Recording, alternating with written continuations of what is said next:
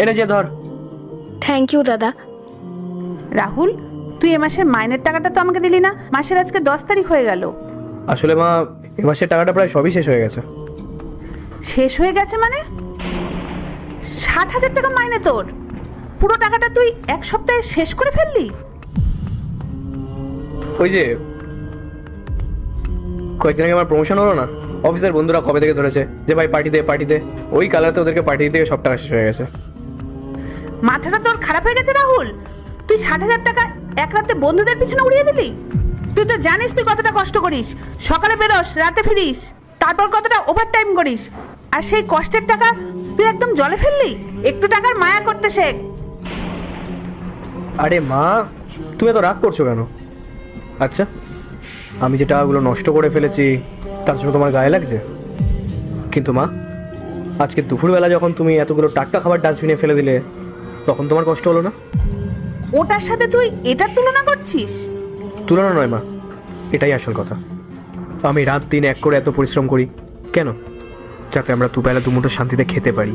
আর তুমি সেই খাবারটাকেই নষ্ট করে দিলে।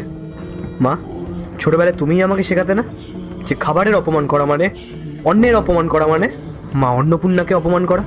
যখন আমাদের দিন আনা দিন খাওয়া অবস্থা ছিল তখন আমরা এক মুঠো ভাতের জন্য কতটা কষ্ট করতাম, সেগুলো ভুলে গেছো? আজ আমাদের অভাব নেই বলে আমরা সেই কৃতজ্ঞতা ভুলে যাবো?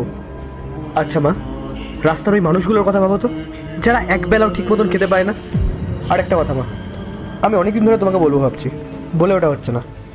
মা, তুই পায়েলের সঙ্গে এরকম খারাপ ব্যবহার কেন করো? আরে ও তো একটা মানুষ, অন্যের বাড়ির মেয়ে, আমাদের বাড়ির বউ হয়ে এসেছে। আর যদি জিয়ার শাশুড়িও জিয়ার সাথে এরকম ধরনের ব্যবহার করে তখন তখন তোমার ভালো লাগবে? এই যে আজকেও একটা চুড়িদার পরে বাইরে বেরোচ্ছিল, তার জন্য তুমি ওকে কতগুলো কথাই না শোনালে। মা, তুমি আমাকে ক্ষমা করে দিও। আমি তোমাকে ছোট করার জন্য এইসব কথাগুলো বলিনি, তবে তোমার সত্যিটা জানা দরকার ছিল। দাদা, তুই একদম ঠিক কথা বলেছিস, কোনো ভুল বলিসনি। মা, দাদা ঠিক কথাই বলেছে। আমিও আশা থেকে খেয়াল করছি তুমি বৌদির সঙ্গে সারাক্ষণ কেমন খিটখিট করছো। মা, তোমার কপাল না অনেক ভালো, তুমি বৌদির মতো একজন শান্ত আর গুণী মেয়েকে বাড়ির বউ হিসেবে পেয়েছো। আর অন্য কেউ হলে না এসব সহ্যই করতো না। তোরা ঠিকই বলেছিস, আজ আমার চোখ খুলে গেছে।